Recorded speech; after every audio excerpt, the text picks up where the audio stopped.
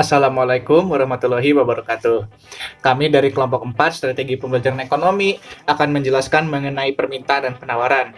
Ini meliputi persamaan persamaan rumus fungsinya dan juga perwujudannya dalam bentuk kurva permintaan dan penawaran serta keseimbangan yang dapat terjadi yang menunjukkan harga pasar. Nah, perhatikanlah dengan baik pematerian dalam video ini karena setelah video berakhir akan ada sesi tanya jawab dan diskusi. Semoga video ini bermanfaat. Bismillahirrahmanirrahim. Assalamualaikum warahmatullahi wabarakatuh.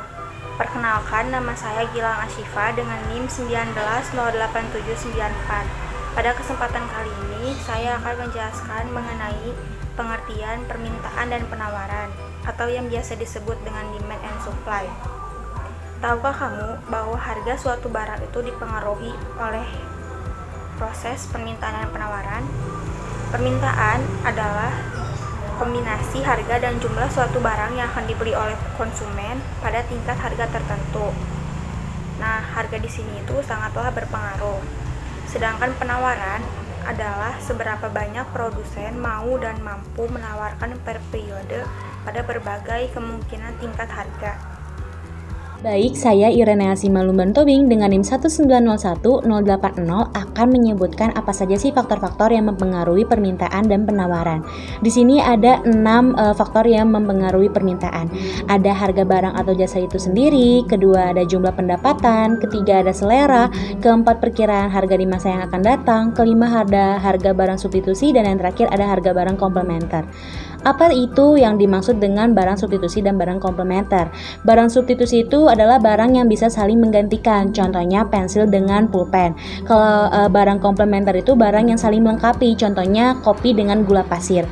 Kemudian di sini ada 7 faktor yang mempengaruhi penawaran. Yang pertama ada harga barang atau jasa, kedua biaya produksi, yang ketiga teknologi, keempat jumlah produsen, kelima perkiraan harga di masa yang akan datang, keenam keadaan cuaca atau iklim, dan yang terakhir ada kebijakan pemerintah atau pajak dan subsidi. Baik, saya Diana Dwi Julia akan menjelaskan mengenai fungsi permintaan dan juga penawaran. Sebelumnya kita telah mempelajari mengenai faktor yang mempengaruhi permintaan dan penawaran. Sekarang kita mempelajari mengenai bagaimana hal tersebut bisa terjadi melalui sebuah fungsi. Nah, fungsi yang pertama ada fungsi permintaan. Jadi dalam fungsi permintaan ini terjadi jika harga barang naik, maka jumlah permintaan terhadap suatu barang itu akan turun. Nah, begitu juga sebaliknya. Jika harga barangnya turun, maka jumlah permintaan terhadap suatu barang itu akan naik. Nah, sebenarnya jika kita melihat kembali hukum dalam ekonomi, fungsi ini tuh menunjukkan bahwa hubungan antara harga dan jumlah barang yang diminta itu berbanding terbalik. Contohnya begini, misalnya ada platform online shop yang lagi flash sale dan ditambah lagi ada diskon. Maka sebagai seorang konsumen, dia itu akan membeli atau memesan barang sebanyak-banyaknya dikarenakan mumpung harganya itu lagi murah.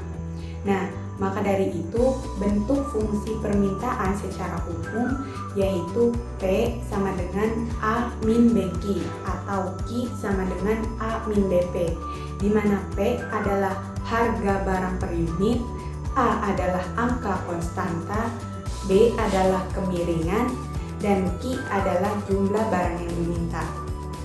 Nah, fungsi penawaran. Dalam fungsi penawaran itu terjadi jika harga barang naik, maka jumlah barang yang ditawarkan itu akan naik juga. Nah, begitu juga sebaliknya. Jika harga barangnya turun, maka jumlah barang yang ditawarkan itu akan turun. Nah, misalnya dalam hal ini yaitu ada seorang pedagang. Ketika harga naik, dia itu akan berusaha untuk menjual suatu barang secara banyak demi mendapatkan keuntungan. Tetapi sebaliknya, jika harga barangnya turun, penjual itu akan cenderung malas untuk menjual barang dikarenakan tidak akan mendapat keuntungan. Nah, jadi bisa diketahui bahwa adanya hubungan harga dan jumlah barang yang dalam fungsi permintaan ini selalu berbanding lurus. Nah, maka dari itu fungsi penawaran bentuknya secara umum itu P sama dengan A plus BQ atau Q sama dengan A plus BP. Nah, Setelah kita mengetahui kedua fungsi itu, apa sih maksud kedua fungsi itu? Jadi gini, fungsi yang sebelumnya dijelaskan tadi itu adalah bentuk umumnya saja. Nah, sementara untuk mencari fungsi itu, maka kita harus menggunakan rumus lain. Apa rumusnya? Yaitu P min P1 per P2 min P1 sama dengan Q min Q1 per Q2 min Q1, di mana P adalah harga, P1 adalah harga diketahui yang pertama, P2 adalah harga yang diketahui kedua, dan Q adalah permintaan barang, dan Q1 adalah permintaan barang diketahui ke-1, dan Q2 adalah permintaan barang yang diketahui kedua. Bismillahirrahmanirrahim. Perkenalkan, nama Ibu Nida Robani Wardah. Di sini Ibu akan menjelaskan mengenai hukum permintaan dan penawaran. Apa itu hukum permintaan? Ada yang tahu? Nah, hukum permintaan adalah ketika harga suatu barang turun, maka permintaan terhadap barang itu akan bertambah atau naik. Nah, sebaliknya, jika harga permintaan naik, maka permintaan terhadap barang tersebut akan berkurang atau turun. Nah, di sini antara harga barang dengan permintaan itu mempunyai sifat yang berlawanan atau berarah negatif gitu ya, berself negatif. Nah, hal ini tuh sangat logis gitu ya. Ketika harga barang tersebut itu naik, otomatis kita sebagai konsumen akan mencari barang yang lain gitu ya. Nah, begitupun dengan sebaliknya. Nah, kemudian apa itu hukum penawaran?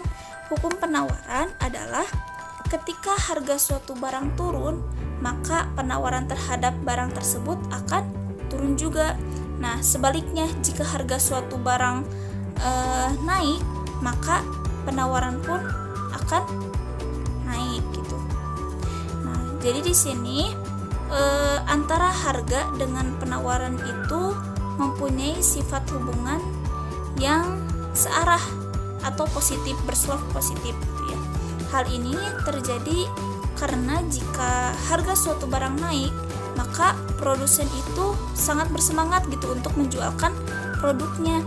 Produsen akan menambah kuantitas barang tersebut gitu. Begitupun sebaliknya. Baik, di sini saya akan menjelaskan mengenai kurva permintaan dan kurva penawaran serta harga keseimbangan.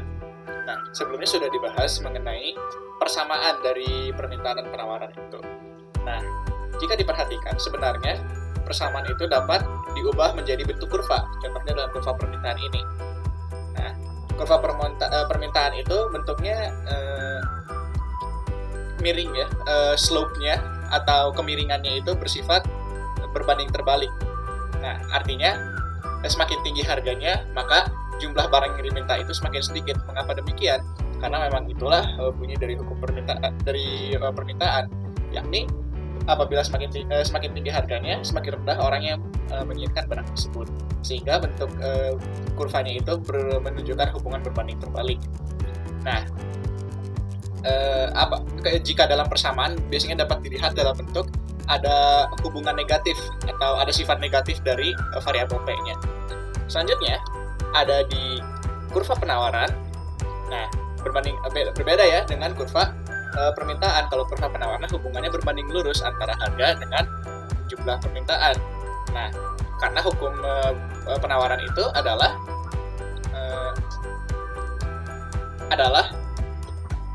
apabila harganya semakin rendah, maka semakin sedikit orang yang ingin menawarkan barang tersebut.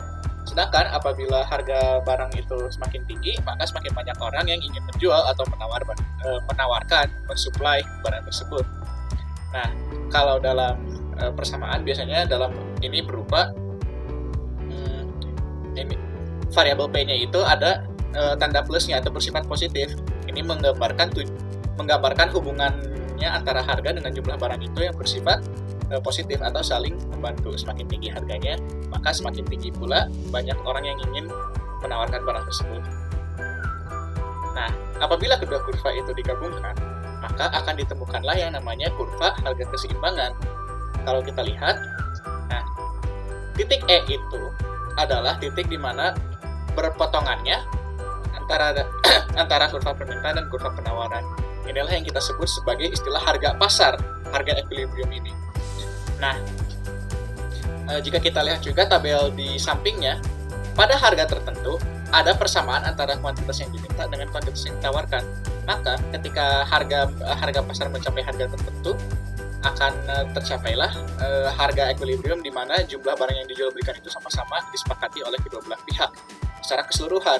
Nah, sebenarnya ini bukan berarti bahwa ada satu penjual atau satu pembeli saja yang membeli 66 kg dengan harga 3.000, tapi ini artinya secara agregat totalnya ada 66 buah barang yang diperjualbelikan di pasar tersebut yang tiap harganya adalah 3.000. Jadi itu agregat ya, kurva ini menggambarkan agregat, itu menggambarkan hanya dua pihak saja antara satu pembeli dan satu penjual.